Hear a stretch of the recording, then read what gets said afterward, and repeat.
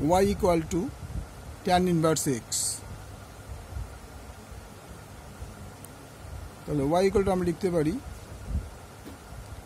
tan inverse x to the power half. তাহলে dy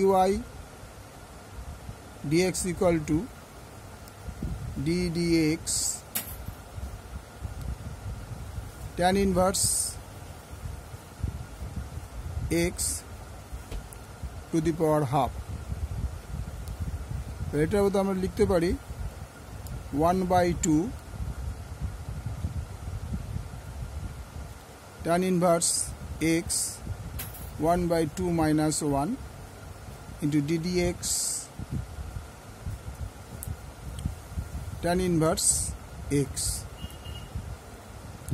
তাহলে 1/2 into root over tan inverse x, যেহেতু এটা নিচে নেমে মাইনাস হবে সেই জন্য এটা tan inverse x into d dx হচ্ছে 1/1 plus x square.